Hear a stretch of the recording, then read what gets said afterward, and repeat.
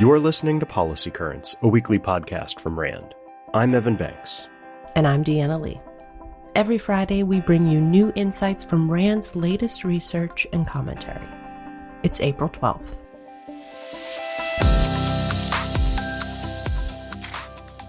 Interference from foreign governments. Allegations of fraud before voting even began.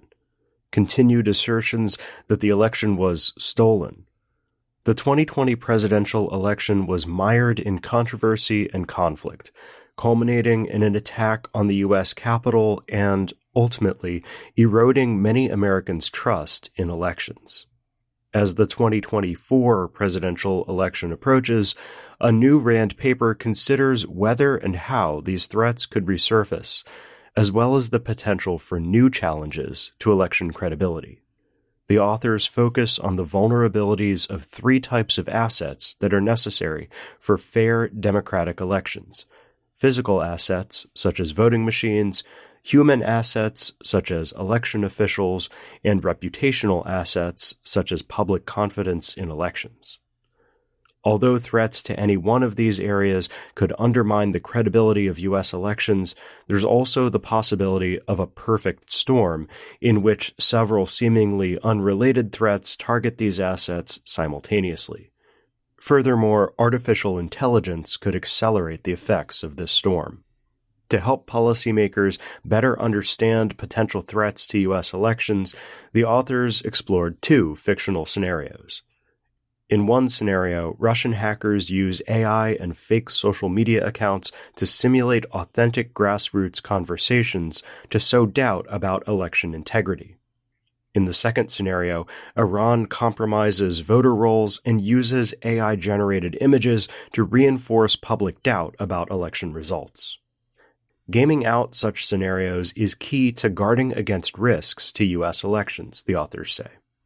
They also recommend focusing on efforts to increase public awareness about potential threats and how to detect them. And proactive steps should be taken to protect elections at all levels of government, especially at the local level, where voter registration systems could be hacked and where unauthorized access to voting equipment is a vulnerability. The federal government has a responsibility to support state and local officials who are responsible for carrying out elections and provide them with the resources they need to secure their voter rolls and election equipment against cyber and physical threats, as well as mis- and disinformation campaigns. Steps like these can help ensure the integrity and legitimacy of U.S. elections and help to rebuild Americans' trust in the democratic process. Japanese Prime Minister Fumio Kishida was in Washington this week for a state visit with President Joe Biden, the first such visit by a Japanese leader since 2015. This historic moment reflects deepening ties between Washington and Tokyo. And following meetings between the two leaders, a number of enhancements to economic and security cooperation were announced. According to RAND's Jeffrey Hornung, now is the right time for the Biden administration to elevate the alliance. Writing in Foreign Affairs just before Kishida's visit, Hornung discussed the recent history of the U.S.-Japan alliance and why it's so vital to American interests. Just 10 years ago, Hornung says, there was still an active debate over Japan's strategic significance. But today's Japan is investing more in its own defense and is more willing to involve itself in security affairs beyond its borders. This is exactly the kind of ally the U.S. needs in the current moment of geopolitical competition, particularly between the U.S. and China. What's more, Japan is central to all of America's other relationships in the Indo-Pacific. For instance, Japan is one of NATO's partners across the globe, which means it participates in the alliance's discussions of mutual security concerns and cooperates in numerous security areas, such as arms control, maritime security, and outer space. No other U.S. Indo-Pacific ally plays such a key role in so many groupings of allies. For this reason, the alliance with Japan should be the hub of U.S. diplomacy in the Indo-Pacific, Hornung says. and the rest of the Indo-Pacific countries and their many minilaterals should be the spokes. This arrangement would provide a focal point to discuss current security challenges, such as China, North Korea, and Russia, and help coordinate policies to deal with these actors, both in the Indo-Pacific and beyond. Hornung notes that many describe NATO as America's indispensable alliance. While NATO remains a top priority, he says, given the geopolitical shift to the Indo-Pacific, quote, it is time to make the U.S.-Japan alliance far more central to American grand strategy. Moving on to another U.S. relationship that's vital to countering China, India. Unlike the U.S.-Japan alliance, however, America's partnership with India remains fundamentally fragile. That's according to RAND's Derek Grossman, who cites two key areas of friction. The first is India's wavering democratic values. The U.S. is growing more and more concerned that Prime Minister Narendra Modi and his party are making India less tolerant of minorities, especially Muslims. In recent years, Modi's administration has implemented repressive policies that include curbs to freedom of expression, peaceful assembly, and other basic rights. These and other signs of a democratic backslide have many policymakers in Washington worried. The second problem area is India's recent moves that explicitly counter the West, including its strong strategic partnership with Russia.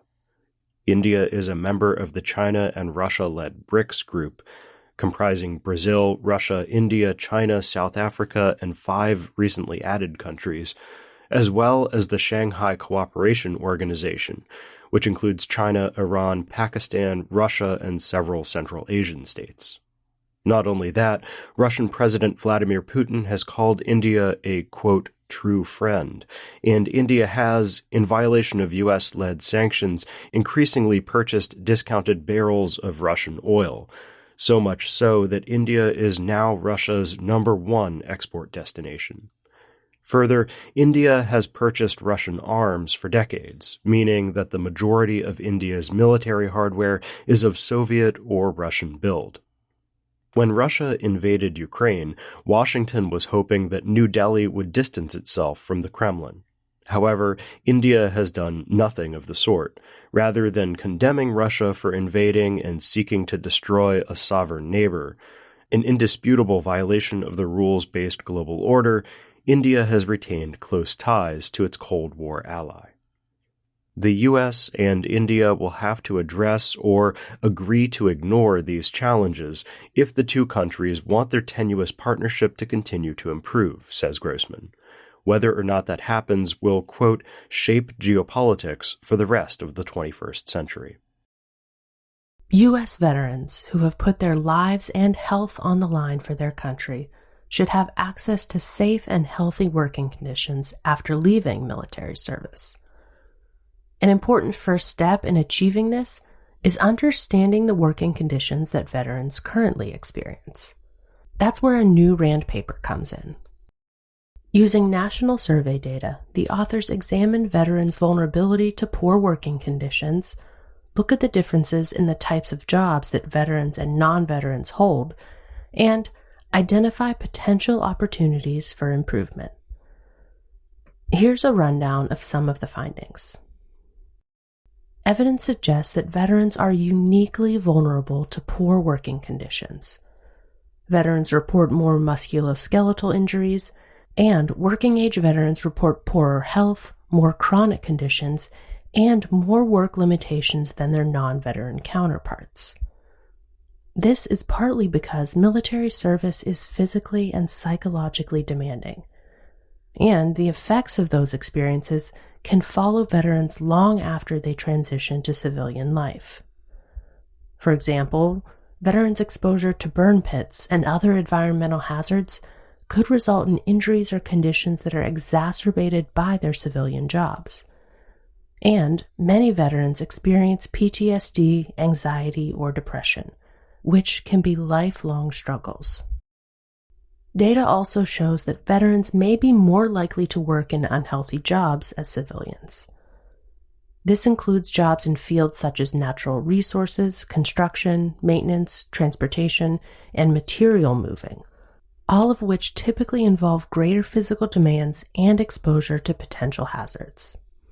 This analysis sheds new light on an important topic, but the authors note that there is still a lot to learn to make changes that can improve working conditions for veterans. They offer up 2 key areas for future research. First, identify what works to enhance employment transition support for all veterans. The transition from military to civilian life can be difficult, but it's made even more challenging by the fact that no single federal agency or branch of the military is responsible for the process. Second, explore regulating post-9/11 GI Bill benefits to promote gainful employment. This would involve ensuring that payments from these benefits can only be received by schools whose veteran graduates earn more on average than their military basic pay before separation. The researchers are careful to note that any future policy changes should be informed by robust data on veterans' employment outcomes, including job quality, earnings, career satisfaction, and workplace conditions. That's it for this week's episode. If you'd like to learn more about what we discussed today, check out the show notes at rand.org/podcast. We'll see you next week.